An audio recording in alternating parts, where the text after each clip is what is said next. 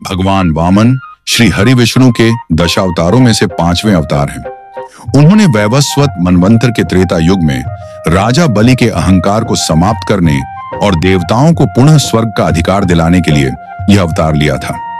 राजा बलि महादानी और पराक्रमी असुर राजा थे।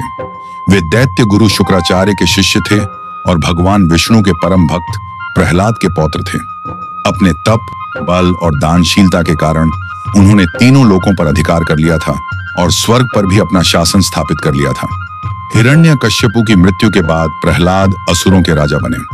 प्रहलाद के शासन काल में देवताओं से संधि के कारण उनका राज्यकाल शांति से बीता।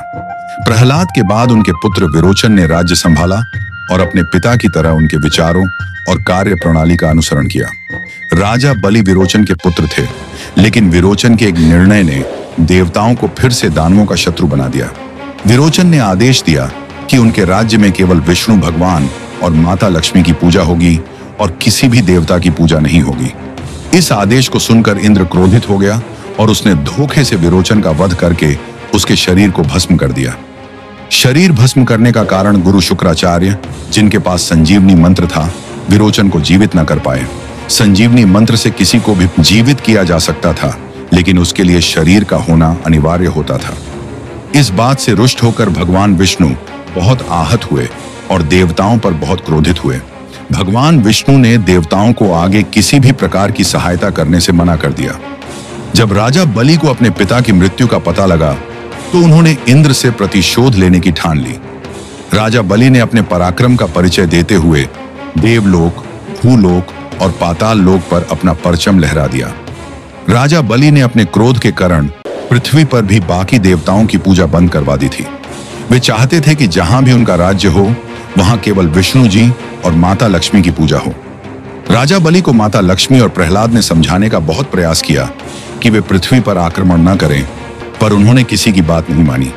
परंतु अपने क्रोध पर संयम न कर पाने और निर्दोष पृथ्वीवासियों पर आक्रमण करना उनकी भूल थी।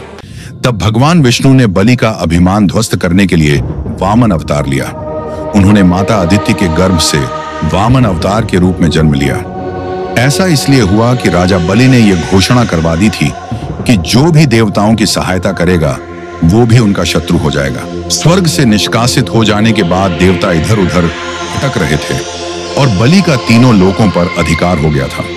देवता फिर अपनी माता अदिति की शरण में चले गए और उनकी सहायता मांगी। फिर माता अदिति विष्णु भगवान के समक्ष पहुंची और उनकी उपासना और स्तुति करते हुए देवताओं को क्षमादान देने का अनुरोध किया। देव माता के अनुग्रह पर भगवान विष्णु ने देवताओं को क्षमा कर दिया। इसके उपरांत विष्णु भगवान ने वामन रूप में देव माता के गर्भ से जन्म लिया। उन्होंने एक नाते कद के केशहीन ब्राह्मण का रूप धारण किया और राजा बलि के समक्ष दान मांगने पहुंचे। वे छोटे कद के, कमंडल और छड़ी धारण किए, यज्ञोपवीत पहने, दिव्य तेज से युक्त थे। वे राजा बलि के यज्ञ स्थल पर पहुंचे, जहां बलि यज्ञ कर रहे थे और ब्राह्मणों को दान दे रहे थे। राजा बलि ने जब उस दिव्य ब्राह्मण बालक को देखा तो उन्हें बहुत सम्मान पूर्वक बैठाया और उनकी इच्छा पूछी। तब वामन भगवान ने राजा बलि से 3 पग भूमि मांगी। राजा बलि हंस पड़े और बोले, हे ब्राह्मण देव, मैं तीनों लोकों का स्वामी हूँ।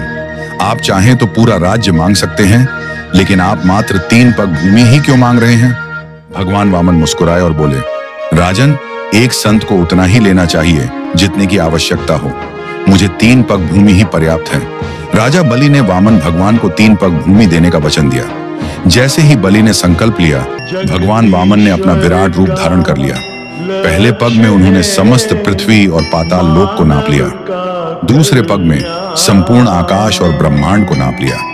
अब जब तीसरे पग की बारी आई तो राजा बलि समझ गए कि भगवान स्वयं उनके सामने खड़े हैं। उन्होंने अपना सिर झुका दिया और कहा, भगवान, अब मेरे पास देने को कुछ नहीं बचा। आप अपना तीसरा पग मेरे सिर पर रख दें। भगवान वामन ने अपने तीसरे पग को राजा बलि के सिर पर रखा और उन्हें पाताल लोक भेज दिया। लेकिन उनकी दानशीलता और भक्ति से प्रसन्न होकर भगवान विष्णु ने उन्हें वरदान दिया कि वे पाताल लोक के राजा बनेंगे और वहां हमेशा धर्म का पालन करेंगे। भगवान विष्णु ने यह भी कहा कि राजा बलि के अद्वितीय भक्ति भाव के कारण वे स्वयं पाताल लोक में द्वारपाल के रूप में सदैव उनके साथ रहेंगे। भगवान वामन का यह अवतार हमें सिखाता है कि अहंकार के आगे सच्ची भक्ति और दान का महत्व अधिक होता है। यह कथा यह भी दर्शाती है कि जो व्यक्ति सत्य और धर्म के मार्ग पर चलता है वह भगवान का प्रिय बन जाता है, चाहे वह असुर ही क्यों न हो। आपका जन्म आपका धर्म निर्धारित करता है, परंतु आपके अच्छे कर्म और सद्गुण आपका अभिज्ञान बनाते हैं। अगर आपको यह कथा पसंद आई हो तो आपसे अनुरोध है कि कृपया हमारे चैनल को लाइक करें और सब्सक्राइब करना न भूलें। आपका ऐसा करने से हमें उत्साह और प्रेरणा मिलती है। धन्यवाद। जय श्री राम।